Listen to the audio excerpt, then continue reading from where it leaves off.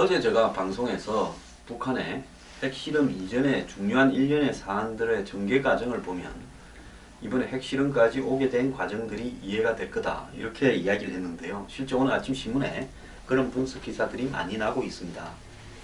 자, 북한은 작년 10월 10일 노동절을 전후해서 핵실험을 하겠다, 그리고 장거리 미사일 실험을 하겠다고 전 세계를 상대로 협박을 해왔습니다. 그 직전에 9월 3일 날 박 대통령이 베이징에 중국 정부의 열병식에 참가했습니다. 그래서 중국은 북한을 달리려고 10월 10일 북한 노동당 창건일에 중국에 서열 5위를 보내서 달랬습니다. 그리고 이산가족 상봉이 또 있었습니다. 그리고 남북 고위급 당국자 회담도 있었고 예정됐고, 또 북한과 중국 간의 여러가지 화기애애한 부분들이 좀 이렇게 보이면서 북한이 화해 전략으로 주변 국가들과 전환하고 있는 게 아니냐, 그래서 중국이 북한을 달래서 육자회담을 참가시키려고 노력하는 게 아니냐, 뭐 이런 기대감도 좀 있었습니다.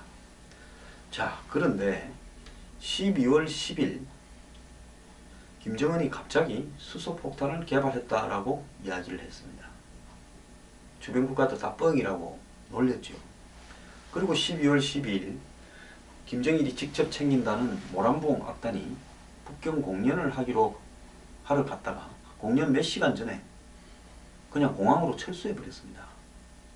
또 그날 공교롭게도 남북 당국자 회담이 있었는데 차관급에, 그 회담에서 북한은 자신들이 해야 될 금강산, 천안함, 연평도 대한 사과는 일철하지 않고 마치 우리가 이산가족 상봉을 해줬으니까 보따리를 풀어서 내놔라, 금강산 관광 재개하자부터 온갖 자신들의 돈벌이와 관련되는 문제들에 대한 요구들만 했습니다.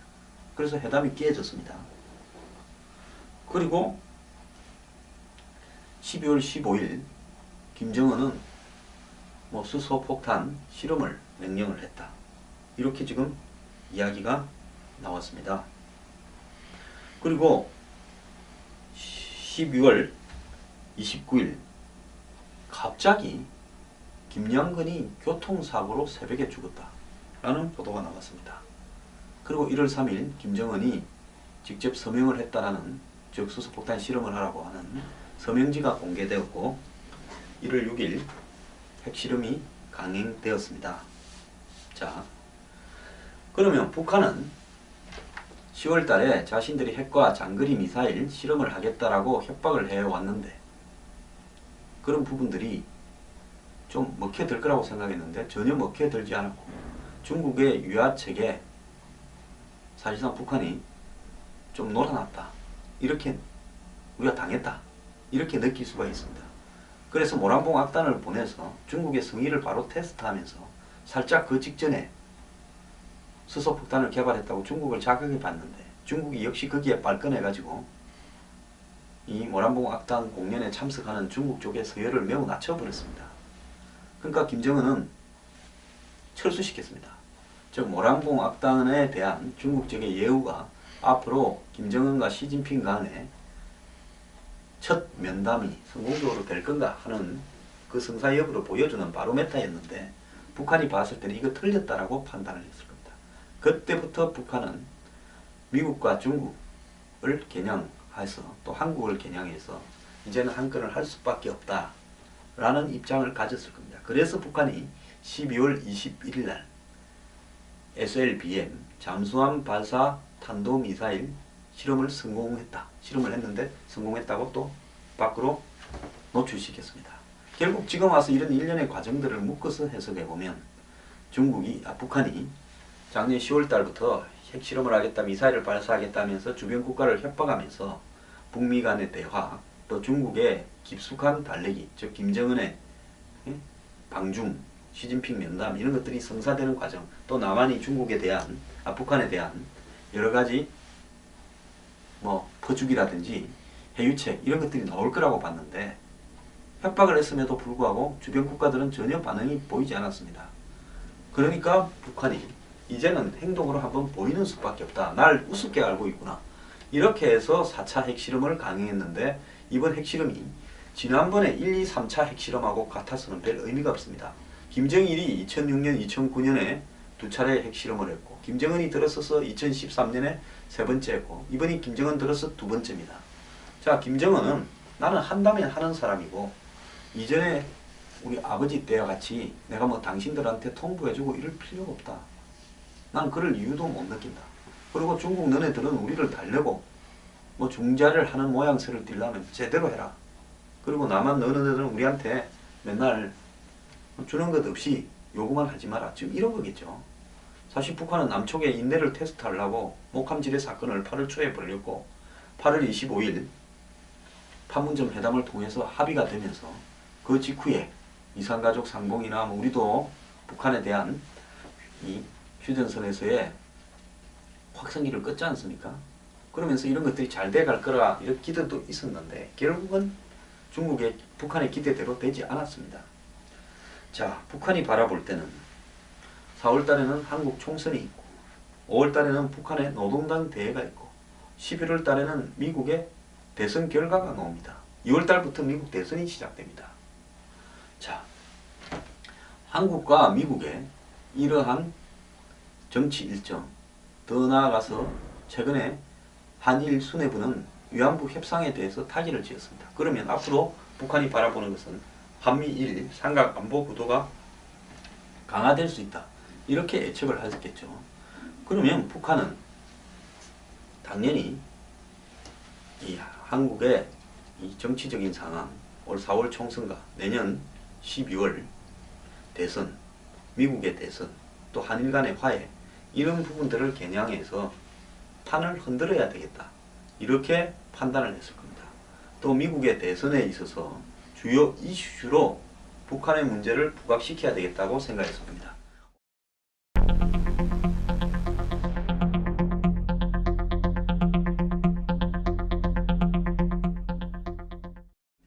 오바마는 내년 1월 달에 임기가 끝나는데 오바마는 남은 13개월, 1년 동안 북한을 아예 상대하지 않겠다라는 뭐 전략적 인내를 하지만은 북한이 뭐라고 하면 겁만 주고 제재 조금 가하고 이렇게 해서 끌고 가겠다라는 입장이 오바마의 입장입니다.